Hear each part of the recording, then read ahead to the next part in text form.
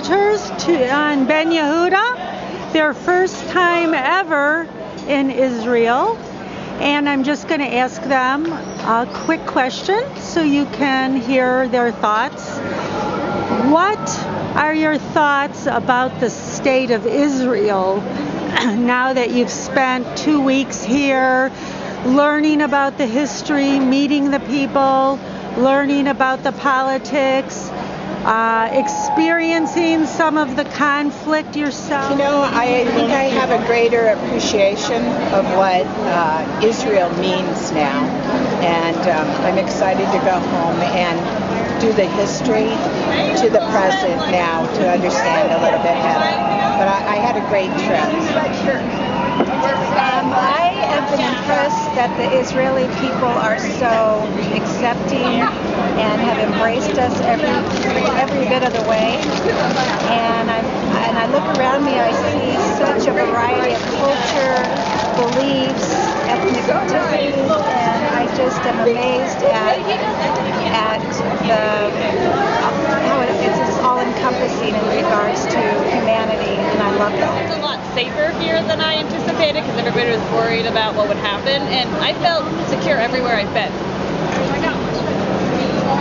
We forget that it's all about the land. God gave Abraham the land. And so to have that sort of an idea of how they feel about Israel as a land is just amazing. Fearless and full of hope.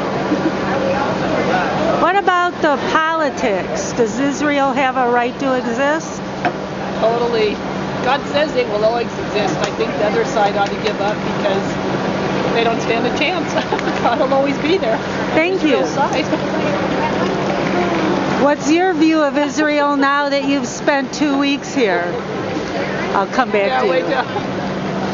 I love it. The people are resilient and strong, and we need to speak hope into the nation in a lot of places. I think God is for them. Yes, I just see that thing of the hope, and you just know that God has the victory, and that Israel has their belief in that God and who they are, and that America, I think we will have a hard time with tribulation and problems because we're kind of soft, whereas Israel, I think they're just have that attitude of we're going to go through anything to get what we know God wants us to have. It's a deep culture, very people are pretty amazing. Got a better understanding, and I like them. Well, my thoughts, Diane, are just that, I think so many people are fearful because they think of the world as being, it's just a hard world, but this has been a very great trip in learning that they're peace-loving. There is conflict here, but they're trying to work it out, and it's given me a greater heart and an understanding for the people here that live here, and it's been an absolutely amazing, fabulous trip. Exciting, it's vibrant, captivating, life-changing. It's truly an experience of a lifetime. I love Israel, and I will be friends for Israel. Thank you. We're on the bus now.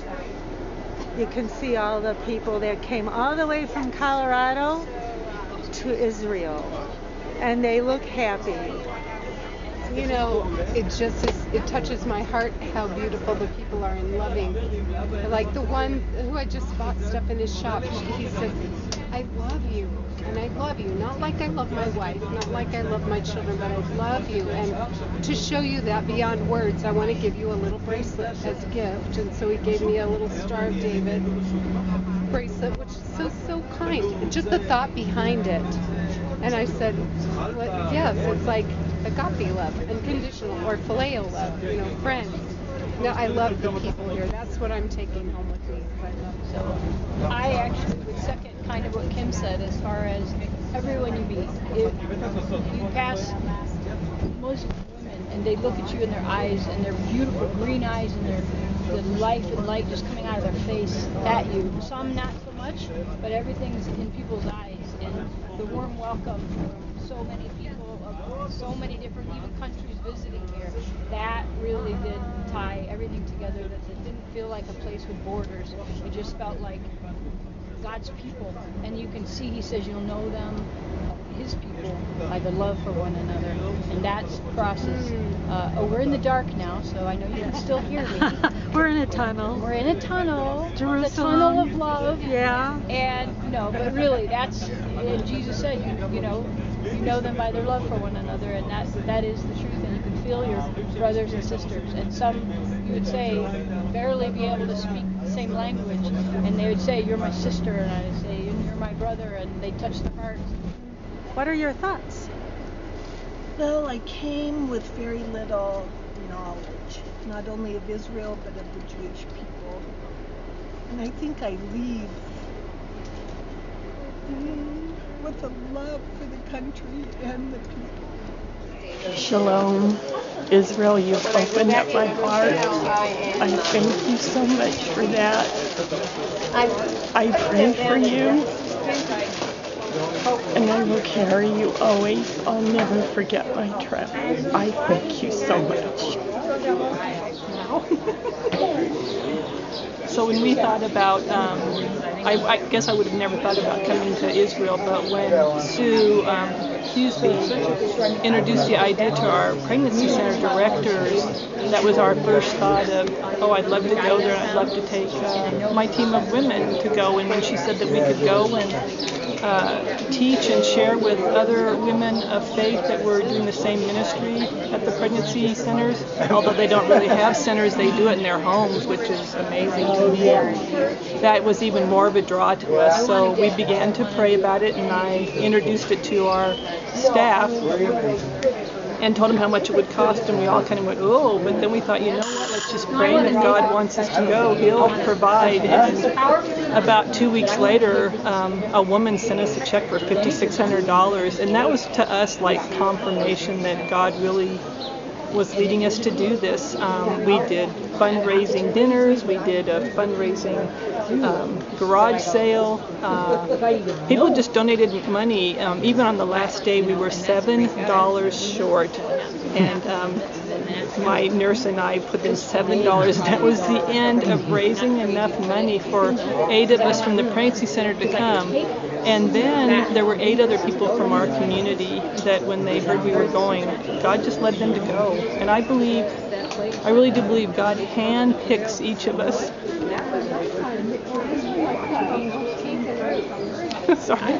But he does. I think he handpicks each of us to come. And he had a special purpose for each of us to be here. He not only stretched and grew us in our hearts, in our walk with him, but he also opened up our hearts to the people of Israel and what the truth is of what's going on over here, and just giving us a heart to pray for them. And when we got to end our whole, the last day we got to hear Moran speak about Hope for Israel and their commitment to speaking the truth about Jesus Christ to the Jewish people. And that's what God's called him to do. And we can be a part of that. It was just a blessing. And then to end our whole tour with doing this communion together in the place where Christ was buried and rose again. That to me signified the whole reason, our hope that was within us, and that we can go back and share that same thing. Never gives up, never runs out on me. Your love never fails, it never gives up, it never runs out on me. No, your love never fails, it never gives up, it never runs out on me.